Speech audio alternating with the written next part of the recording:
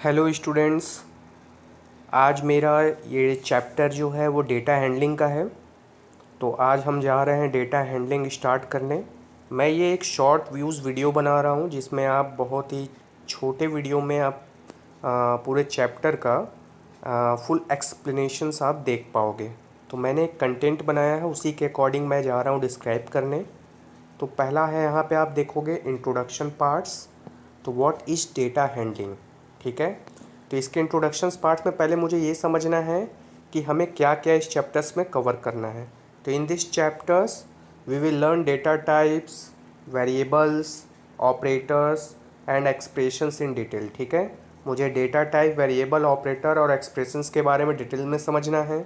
And the second point is what Python has a predefined set of data type to handle the data in a program, ठीक है। Python के पास कुछ pre defined data type होते हैं। मैंने बताया था पिछले वीडियोस में भी, मतलब पिछले चैप्टर में भी, कि हमारे इसके जो लाइब्रेरी होती है इसके पास प्री डिफाइंड डेटा टाइप्स होता है। जैसे रोम के पास प्री डिफाइंड डेटा होता है ना, रोम के पास भी एग्जैक्टली इसी तरह होता है। उसके पास प्री डिफाइंड डेटा होता है जिसके अकॉर्डिंग, जैसे बूटिंग का प्रोसेस करना, शट डाउन, लाइक दिस ना, इस तरह की चीज़ों को जो करता है वो रोम करता है। क्यों? क्योंकि उसके अंदर कुछ मेमोरीज फिट कर दी गई है। जब भी वो ऑन ऑफ होगा तो उसी के अकॉर्डिंग वो वर्क करेगा, ठीक है। उसी तरह पाइथन के पास कुछ प्री डिफाइंड डेटा टाइप्स होता है, ठीक है। तो वो डेटा टाइप्स क्या होता है तो आगे देखेंगे हम लोग। नेक्स्ट आता है we can store any type of data in Python, ठीक है। तो प्री डिफाइन, एक तो प्री डिफाइन हो गया और दूसरा है कि हम अपना भी डेटा टाइप बना सकते हैं, ठीक है। तो इसको भी हम लोग आगे कवर करेंगे। चलते हैं हम अपने अगले पे। तो आता है अब हमारा नेक्स्ट यहाँ पे डेटा टाइप, ठीक है, कि व्हाट इज़ डेटा टाइप। तो पहला पॉइंट से data can be of any type like character, integer and real string. Data type जो होते हैं वो कैरेक्टर टाइप का हो सकता है, इंटीजर का भी हो सकता है और रियल स्ट्रिंग भी हो सकता है। लास्ट वीडियोज़ में बताया था, कैरेक्टर लाइक किसी भी ABCD फॉर्मेट में, इंटीजर लाइक किसी भी नंबर फॉर्मेट में, एंड रियल लाइक किसी भी डेसिमल फॉर्मेट में, और स्ट्रिंग लाइक किसी भी वर्ड फॉर्मेट में या फिर सेंटेंस फॉर्मेट में, ठीक है। नेक्स्ट आता है हमारा anything enclosed in is considered as string in Python, ठीक है। जब भी कोई चीज़ यहाँ डबल कोट्स में ऐसे अगर आता है तो इसको हम किस में समझते हैं? स्ट्रिंग। किस फॉर्मेट में? स्ट्रिंग फॉर्मेट में। स्ट्रिंग का मतलब होता है नंबर ऑफ कैरेक्टर्स या फिर वर्ड्स, ठीक है। नेक्स्ट आता है any whole value is an integer value, ठीक है। कोई भी अगर 1 2 3 इस तरह का कोई भी होल वैल्यू है तो उसे हम क्या कहेंगे? इंटीजर वैल्यू कहेंगे। नेक्स्ट आता है any value with fraction part is real value. कोई भी फ्रैक्शन पार्ट्स की वैल्यू होगी, ठीक है, तो उसको हम क्या कहेंगे? रियल वैल्यू, ठीक है, लाइक दिस। उसी तरह नेक्स्ट पॉइंट है ट्रू और false value specifies Boolean value, ठीक है। बुलियन का वैल्यू मतलब ट्रू या फॉल्स होता है या फिर यस या नो होता है, ठीक है। तो इस तरह से हमने ये 1 2 3 4 5 चीज़ें कवर कर लिया, ठीक है। तो पहला यहाँ पे जो बताया गया था कैरेक्टर्स हो गया, फिर उसके बाद इंटीजर भी हो गया, रियल भी हो गया और स्ट्रिंग भी हो गया, और एक लास्ट था जो हमारा वो क्या हो गया? बुलियन हो गया, ठीक है। अगला आता है Python supports following code data types, ठीक है। अब ये कौन कौन से कोड डेटा टाइप्स फॉलोइंग करते हैं तो यहाँ देखिएगा आप। तो इसमें हमारा जो पहला है वो नंबर टाइप है, ठीक है। नंबर लाइक इंट हो गया, फ्लोट हो गया या फिर कॉम्प्लेक्स नंबर, ये तीन तरह का हो गया। तीनों का एग्जांपल है, इंट में 10 और 5 लिया है, फ्लोट में डेसिमल फॉर्मेट में हो गया और कॉम्प्लेक्स में A+IB के फॉर्मेट में हो गया। नेक्स्ट आता है हमारा स्ट्रिंग फॉर्मेट। स्ट्रिंग में देखिए यहाँ पे पंकज लाइक हो गया या फिर सिंपल ए और डबल कोट्स में भी ए ले लिया, वो भी हमारा क्या हो गया? स्ट्रिंग फॉर्मेट में हो गया। थर्ड है लिस्ट हमारा। लिस्ट का मतलब होता है कोई भी चीज़ इस ब्रैकेट के अंदर होना चाहिए, ठीक है, और वो लिस्टिंग का काम करता है, जैसे 3 4 5 और यहाँ पे पंकज लिया हुआ है। ईच एलिमेंट्स आर म्यूटेबल, ठीक है। तो म्यूटेबल इम्यूटेबल आप लोग को आगे बताया जाएगा। नेक्स्ट आता है हमारा टपल। टपल क्या होता है? तो ये भी सेम एज इट इज़ दिख रहा है 3 4 5 Pankaj, its elements are immutable. ठीक है, तो अभी के लिए आप ये समझो कि ये म्यूटेबल है और ये इम्यूटेबल है। और लास्ट है डिक्शनरीज़। तो डिक्शनरीज़ क्या होते हैं? तो डिक्शनरी का मतलब ये भी जो है A1 रेशियो में, E2 में, IOU, ये सारे हमारे क्या हैं? डिक्शनरीज़ हैं। ठीक है, जहाँ पे बता रहा है कि AEIOU जो एक कीज़ हैं जो 1 2 3 4 5 वैल्यूज़ को होल्ड किए हुए हैं, पोजीशंस को। ठीक है, तो ये आगे अभी हम लोग डिस्क्राइब पूरा समझेंगे, डिटेल में समझेंगे। फ़िलहाल के लिए हमको ये समझना है कि ये डेटा टाइप्स जो है हमारा पाइथन सपोर्ट्स करता है। ठीक है, टोटल कितने डेटा टाइप्स हैं? ये 5 डेटा टाइप्स हैं। नेक्स्ट आते हैं हम लोग।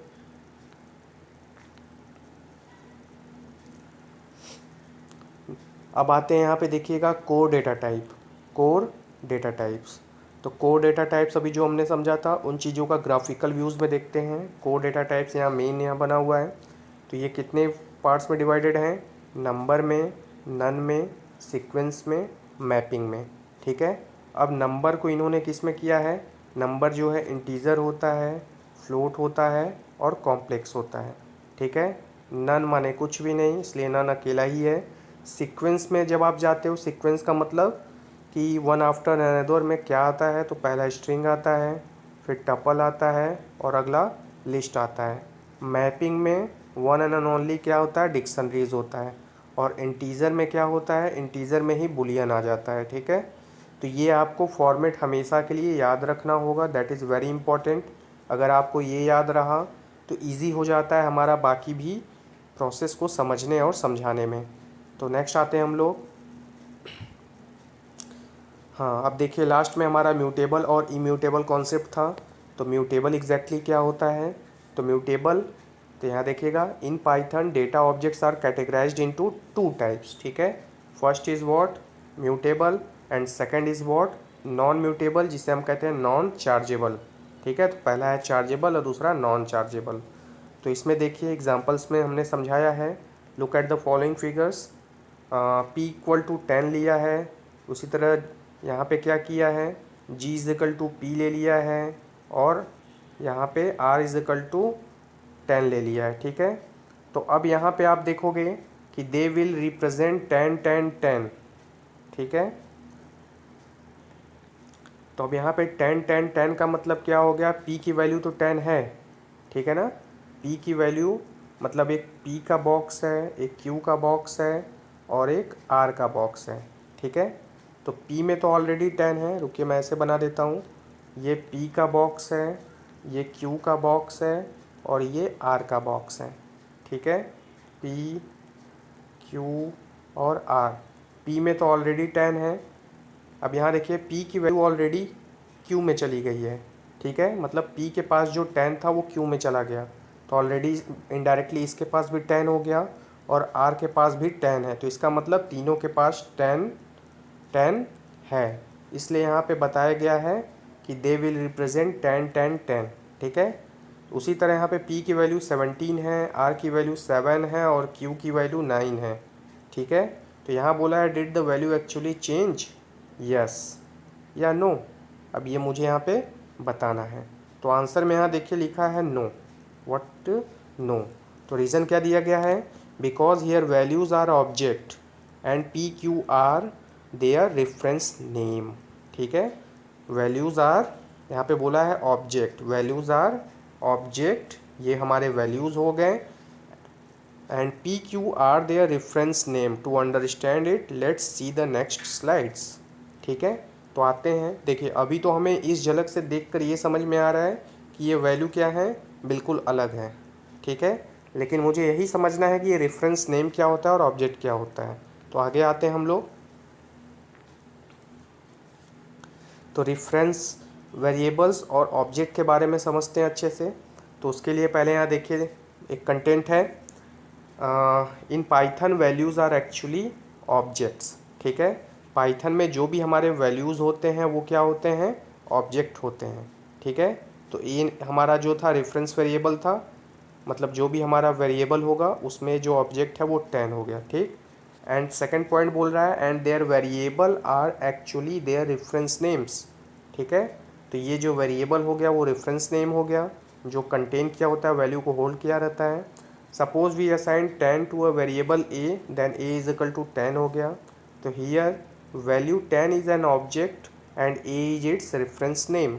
ठीक है, A is a reference name. तो आप इसमें देखोगे, पीछे वाले में पेज में हमने देखा पी जो है आपका रेफरेंस नेम हो गया, 17 उसका वैल्यू मीन्स ऑब्जेक्ट हो गया, आर रेफरेंस नेम हो गया और 7 उसका ऑब्जेक्ट हो गया, क्यू इसका रेफरेंस नेम हो गया और 9 उसका ऑब्जेक्ट हो गया। ठीक है, तो did the value actually change, बोल रहा है क्या वैल्यू एक्चुअली चेंज है, तो answer is no because here values are object. यहाँ पे वैल्यूज क्या है, ऑब्जेक्ट है। And P Q are their reference name to understand it, let's to see the slides. तो यहाँ पे वही चीज़ बोला था कि पी के पास तो 17 है। ठीक है, उसी तरह हमारा यहाँ पे आर के पास भी 7 था और क्यू के पास भी हमारा 9 था। ठीक है, तो आगे आते हैं हम लोग, ये कंटेंट कवर हो गया, आगे बढ़ते हैं हम लोग। नेक्स्ट आता है वेरिएबल्स एंड वैल्यूज़। ठीक है, तो उसी को कैरी ऑन करते हैं। बोल रहा है if you assign 10 to a variable B. ठीक है, यदि हम वेरिएबल बी को 10 असाइन करते हैं, वेरिएबल बी को यदि हम 10 असाइन करेंगे तो B will refer to same subject. ठीक है, तो यहाँ पे देखिएगा ये बी के पास भी 10 है और ए के पास भी 10 है। तो if we assign 10 to a variable B, मतलब मैंने यहाँ पे बी का एक बना दिया, ये हो गया बी और यहाँ पे हमने 10 दे दिया। ठीक है, and B will refer to same object. ठीक है, अब बोल रहा है कि here we have two variables but with same locations. ठीक है, दोनों का लोकेशंस जो है सेम हो गया, हमारे पास दो वेरिएबल हैं और दोनों का लोकेशन क्या हो गया, सेम हो गया। देन क्या होगा, now if we change value of B like B is equal to 20, अब मुझे बी को उठाकर चेंज करना है 20 के तौर पे। ठीक है, देन क्या होगा, a new object will be created with a new locations 20 and this object will be referenced by B. ठीक है, तो इसको हम ऐसे समझते हैं, एक एग्ज़ाम्पल समझ लेते हैं। जैसे यहाँ पे बी था, ठीक है, बी के पास हमारा कितना था, 10 था। ठीक है, इसका जो लोकेशन एड्रेस है उसे 101 मान लेते हैं। ठीक है, अब जो है बी को 20 चाहिए, क्या चाहिए, 20 चाहिए। ठीक है, तो बी इस पोजीशन का सेम होगा, रेफरेंस मतलब वैल्यू जो होगा वो सेम होगा, लेकिन जो ऑब्जेक्ट होगा वो क्या हो जाएगा, चेंज हो जाएगा, मीन्स 20 हो जाएगा और ये 102 हो जाएगा। ठीक है, और ये इसको इंडिकेट करने लगेगा। ठीक है, then a new object will be created with a new locations 20 and this object will be referenced by 20 b, this object referenced by b। ठीक है, तो यहाँ b का 10 तो था, लेकिन जब इसको न्यू ऑब्जेक्ट मतलब इसने क्या किया, इसको ओवरलैप कर दिया तो ये 20 आ गया। तो अब ये जो b है क्या हो जाएगा, इनडायरेक्टली b के पास कितना हो जाएगा, 20 हो गया।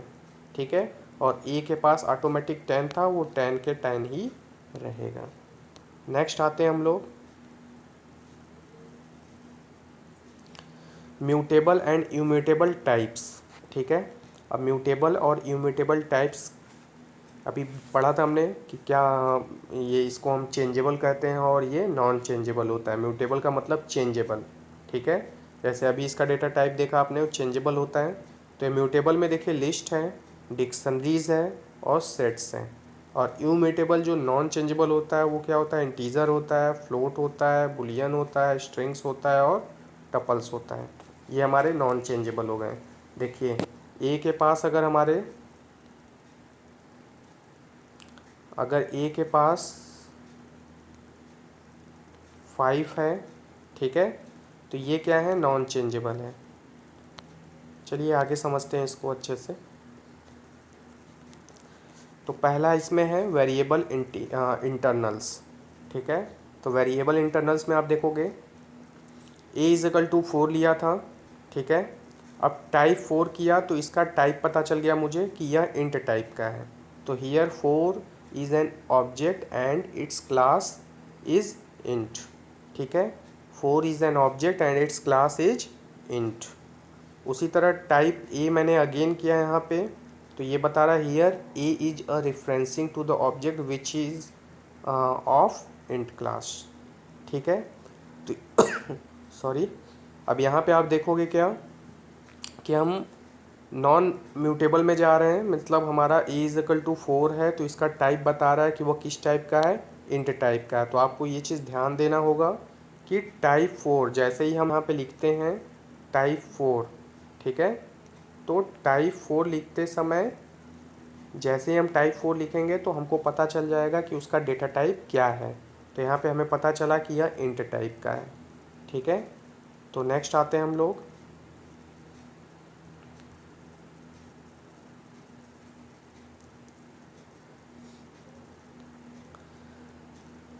तो pay attention of the following commands.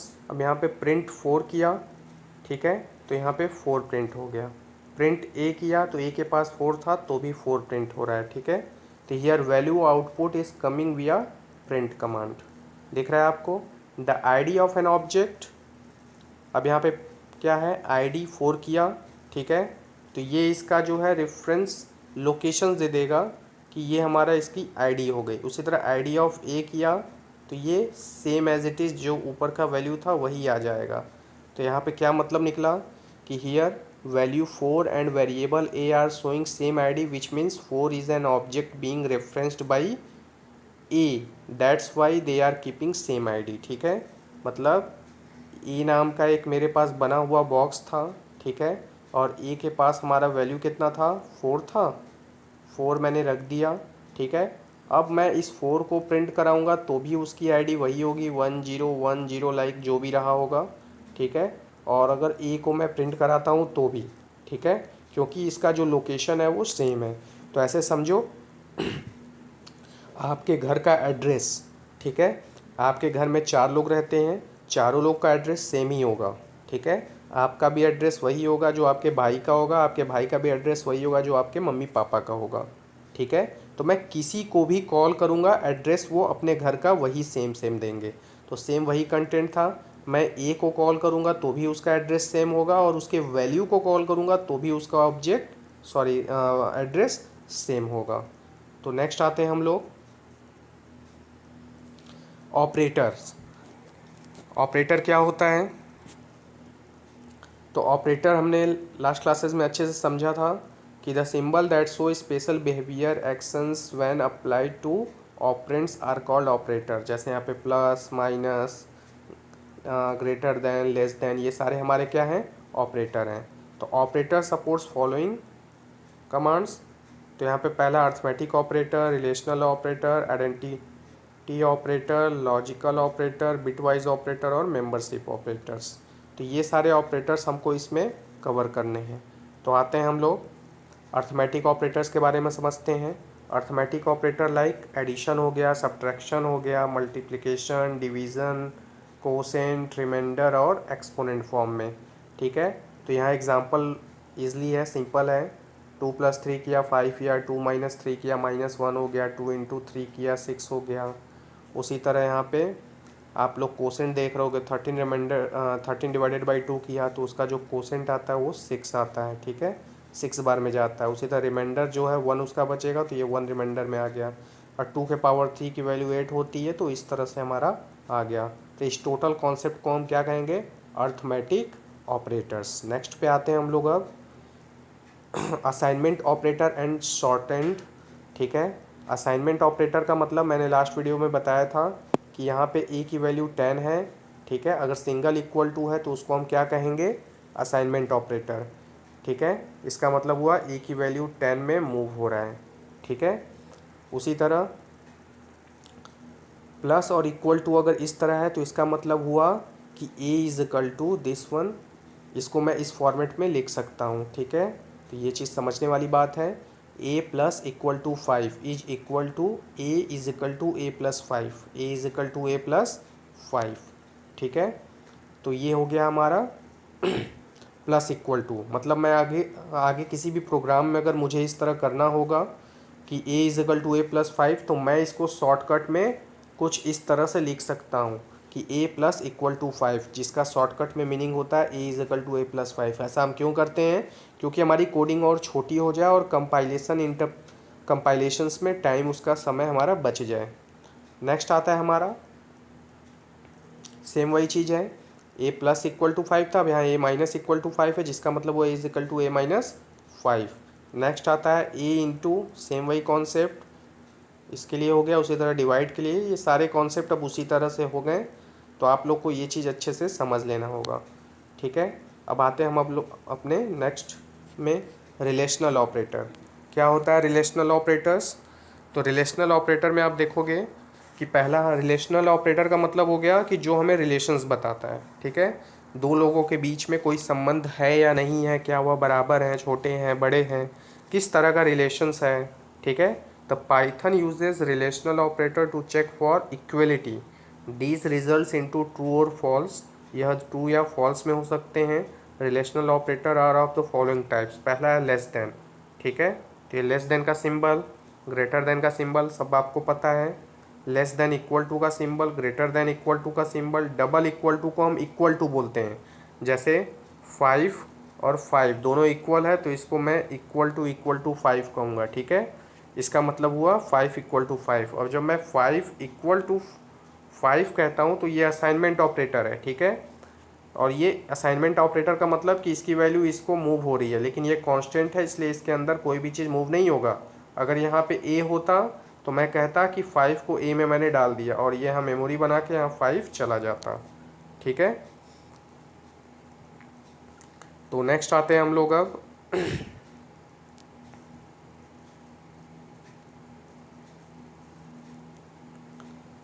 यहाँ पे एक चीज़ मिसिंग है, ये देख लीजिए पहले आप लोग। हाँ, और ये नॉट इक्वल टू है, तो नॉट इक्वल टू का मतलब होता है ये नॉट हो गया और इक्वल टू, इसका मतलब हो गया कि 5 जो है 4 के नॉट इक्वल है, तो यहाँ पे ये सिंबल लग जाएंगे, ठीक है। तो अब आते हैं हम अपने नेक्स्ट कंटेंट पे। तो आइडेंटिटी ऑपरेटर्स ये क्या होते हैं? It also use to check for equality, ठीक है। ये भी इक्वलिटी के लिए यूज़ होते हैं। These expressions also result in true and false, same है। तो ये जो होते हैं वो इज और इज नॉट में होते हैं, जैसे इज ऑपरेटर और इज नॉट ऑपरेटर। तो यहाँ पे ये कीवर्ड का यूज़ होता है इज और इज नॉट का। कैसे यूज़ होता है? तो आप यहाँ पे देखो, if A is equal to 5 and B is equal to 5, ठीक है, then A is B will become to true.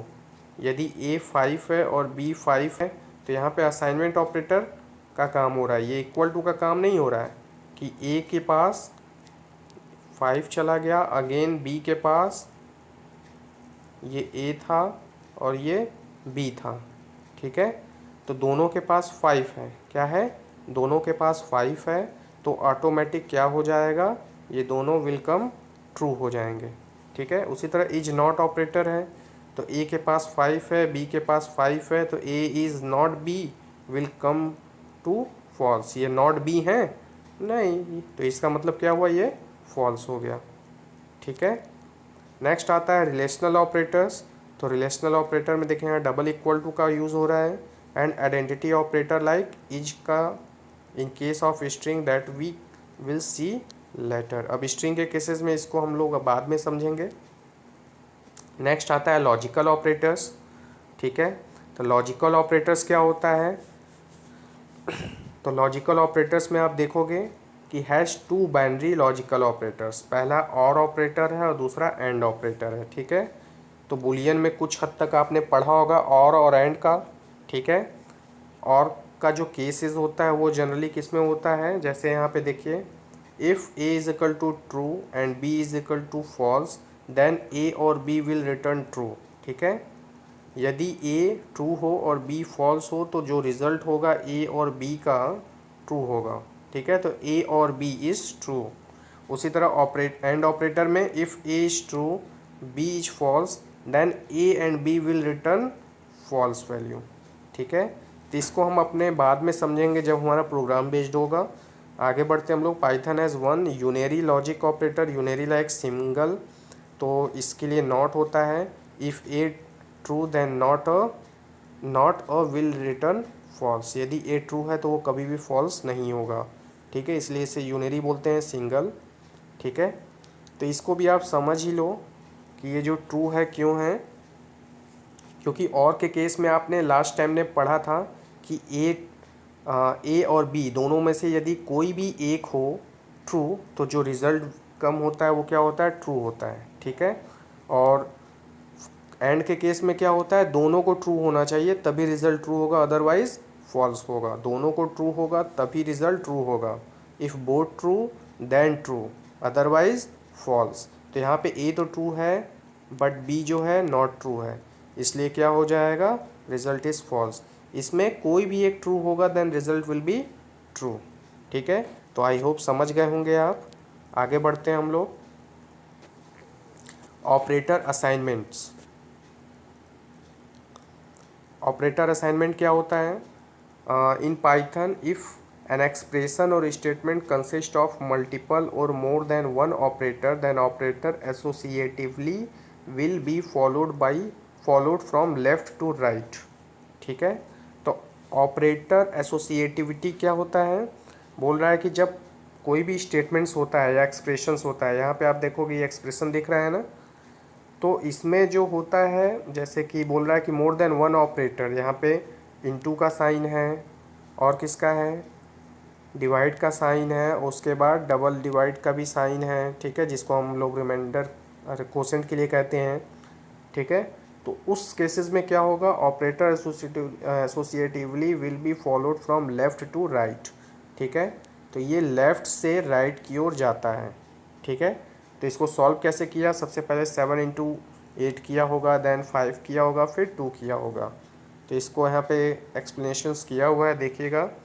In the above given expressions first 7 × 8 will calculate 56 and then 56 will divided by 5, that result is 11.2 and 11.2 again divided by 2 it will get 5, ठीक है। तो ये हमारा quotient हो गया, clear है। तो ये लेफ़्ट टू राइट, जब मल्टीपल एक्सप्रेशंस मल्टीपल ऑपरेटर्स हमारे यूज़ होते हैं तो हमारा जो रिज़ल्ट है वो सिंपल सा लेफ़्ट टू राइट जाता है। हम इसमें कभी भी बॉड मास का रूल अप्लाई नहीं करेंगे कि पहले डिवाइड होगा देन मल्टी होगा। हम सिंपल सा कौन सा रूल अप्लाई करेंगे, लेफ़्ट टू राइट रूल, ठीक है। It must be always remembering things, right. तो आप लोग हमेशा याद रखोगे, बहुत सुपर एक्सीलेंट बनने की ज़रूरत नहीं है। आप सिंपली सा बस ये समझ लेना कि अगर मल्टीपल एक्सप्रेशंस एक्सप्रेशंस में अगर मल्टीपल ऑपरेटर यूज़ हो रहे हैं तो हमेशा लेफ़्ट टू राइट कॉन्सेप्ट को ही हम लोग फॉलो करेंगे, ठीक है। आगे देखते हैं। Only in case of this associativity will be followed from right to left, अगर इस तरह का कॉन्सेप्ट यहाँ पे यूज़ हो जाएगा, ठीक है, जहाँ पे आपका देखोगे ये दिख रहा है डबल स्टार मतलब एक्सपोनेंट होता है, तो तुरंत आपको याद रखना होगा कि हम यहाँ पे कहाँ से जाएंगे, राइट टू लेफ़्ट जाएंगे, ठीक है। तो सबसे पहले इसने क्या किया होगा, तो यहाँ पे देखिएगा, above given example will be calculated as this, ठीक है। तो 3 के पावर 2 पहले रहा होगा, 3 के पावर 2 हो गया 9, देन आफ्टर जो भी है 3 के पावर 9 जैसी भी वैल्यू है तो इसके अकॉर्डिंग ये आंसर आ गया, ठीक है। तो ये चीज़ आप लोग को माइंड में रखना होगा। नेक्स्ट आते हैं हम लोग एक्सप्रेशंस पे। Python has following types of expressions. पहला है अर्थमेटिक एक्सप्रेशंस, जिसको हम लोग, एक्सप्रेशंस का मतलब ही होता है कि मोर देन वन ऑपरेटर्स, ठीक है। एक ऑपरेटर से ज़्यादा जैसे ही कोई चीज़ यूज़ होता है या एक ऑपरेटर भी यूज़ होता है उसे एक्सप्रेशंस कहते हैं, ए प्लस बी, ठीक है। मतलब the combinations of variable and constant is called operator. मैं 2+2 को ऑपरेटर नहीं कहूँगा, सॉरी 2+2 को एक्सप्रेशंस नहीं कहूँगा, ठीक है, क्योंकि वो सॉल्व होके सिंपल सा एक वैल्यू आ जाएगा। लेकिन जब a प्लस बी कहूँगा तो ये दोनों फ़िलहाल अलग अलग हैं, जब वैल्यू पुट करूँगा तब वो एक होगा, फ़िलहाल तो वो अलग ही है। लेकिन यहाँ पे इन्होंने क्या किया है, अर्थमेटिक ऑपरेशंस में 5 और 4 को भी दिखाया है, तो इसका रीज़न्स आगे बताया जाएगा क्यों दिखाया गया है। नेक्स्ट आता है हमारा रिलेशनल एक्सप्रेशंस लाइक, अभी हमने पढ़ा था रिलेशनल एक्सप्रेशंस क्या होता है, तो greater than, less than, equal to command में लॉजिकल में जो है यहाँ दिख रहा है ग्रेटर देन, लेस देन, ठीक है। और string expressions like Pankaj, Kumar, ठीक है, डबल कोट्स के अंदर जो भी चीज़ होते हैं वो सारे हमारे एक्सप्रेशंस में आ जाते हैं। नेक्स्ट आता है हमारा टाइप कास्टिंग। टाइप कास्टिंग क्या होता है, that is very important things. तो यहाँ पे देखिएगा, as we know in Python are expressions may be consist of mixed data type, ठीक है। पाइथन में क्या होते हैं, मिक्स्ड डेटा टाइप कंसिस्ट होते हैं। In such cases Python changes data type of operands internally, ठीक है। वह इंटरनली डेटा टाइप को क्या कर सकते हैं, चेंज कर सकते हैं। This process of internal data type conversion is called implicit type conversion. इससे हम क्या कहते हैं, इम्प्लिसिट टाइप कन्वर्जन्स कहते हैं। तो ये एग्जैक्टली होता कैसे है, तो a इज इक्वल टू 4 है यहाँ पे दिख रहा है ना, और b इज इक्वल टू मैं ऑटोमेटिक a को इंट टाइप में कर दिया। कैसे कर दिया, क्यों कर दिया, अभी देखिए यहाँ पे जो 4 है ऊपर वाला, ये जो 4 है ये डबल कोट्स के अंदर है। क्या है, डबल कोट्स के अंदर। और अगर डबल कोट्स के अंदर कोई भी चीज़ होता है तो वो किस फॉर्मेट में होता है, स्ट्रिंग फॉर्मेट में, ठीक है। लेकिन अगले ही केसेस में इसने क्या किया, एक जो 4 था वो ऑटोमेटिक इसने इंट में कन्वर्ट कर दिया। किस में कर दिया, इंट में कन्वर्ट कर दिया। अब वो कैसे कर दिया, b is equal to int, मतलब अगला जो मेरा डेटा टाइप बन गया, अगला जो मेरा डेटा टाइप बन गया वो इंट टाइप का बन गया, और उसके अंदर वो हमारा एक ही वैल्यू आ गया, ठीक है। तो इस तरह से हम क्या कर सकते हैं, इस डेटा टाइप को हम यहाँ पे इम्प्लिसिट कर सकते हैं, ठीक है। उसी तरह अनदर एग्जांपल है, if a is equal to 5 and b is equal to 10.5 then we can convert a to float. तब हम a को किस में कन्वर्ट कर लेंगे, फ्लोट में कर लेंगे, ठीक है। कैसे फ्लोट में कर लेंगे, same d is equal to एक अगला वेरिएबल्स लिया और फ्लोट ऑफ a, मैंने a को क्या किया, फ्लोट में कन्वर्ट कर लिया, दिस वन, ठीक है। नेक्स्ट आते हैं in Python followings are the data conversions functions. अब देखिए यहाँ पे इंट है, उसी तरह फ्लोट है, उसी तरह कॉम्प्लेक्स है, str है और बूल है, ठीक है। जैसे हमने इंट का यूज़ करके इंट में कन्वर्ट कर लिया, उसी तरह हमने यहाँ पे फ्लोट में कन्वर्ट कर लिया, उसी तरह हमने कॉम्प्लेक्स में कर लेंगे, ठीक है। तो इसके अकॉर्डिंग हम यहाँ पे कन्वर्ट कर सकते हैं। नेक्स्ट आते हैं हमारा working with math modules of Python.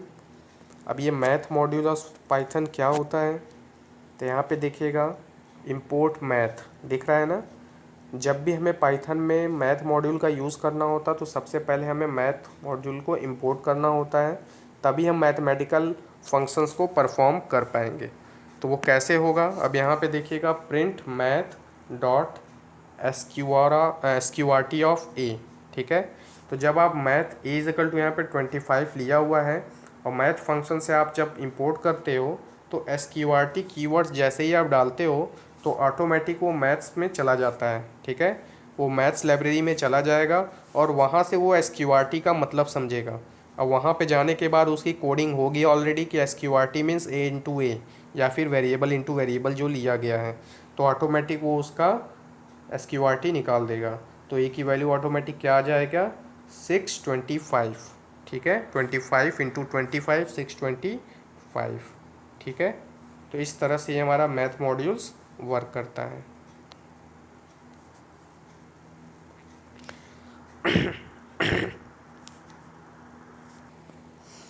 तो नेक्स्ट आते हैं हम लोग टेकिंग इनपुट इन पाइथन।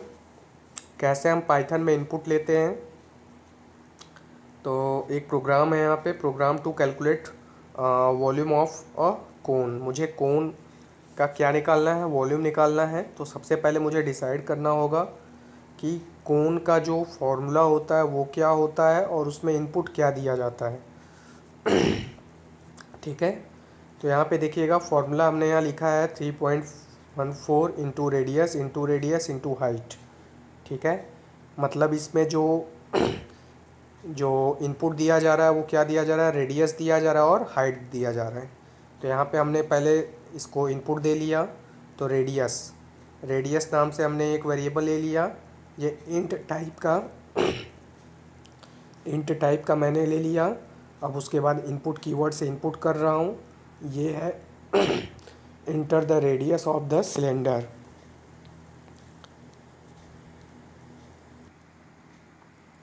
तो इस तरह से हमने क्या किया, यहाँ से ये इनपुट ले लिया। उसी तरह हाइट भी इंट टाइप का मैंने ले लिया और इनपुट यहाँ से ले लिया। ठीक है, नेक्स्ट आता है अब यहाँ पे फॉर्मूला लगाया मैंने। तो वॉल्यूम नाम का एक हमने वेरिएबल लिया और उसके बाद 3.14 इंटू रेडियस में हमारे ये इनपुट वैल्यू है, हाइट में ये वैल्यू है, लगा दिया।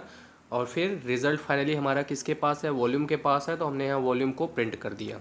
ठीक है, तो अब यहाँ पे आप देख सकते हो कि आउटपुट कुछ इस फॉर्मेट में आएगा हमारा। ठीक है, तो हमने इस तरह से इनपुट लेना सीख लिया और इस तरह से हमारा जो ये चैप्टर है पूरी तरह से क्लोज़ हो गया एक शॉर्ट ओवरव्यूज़ के साथ।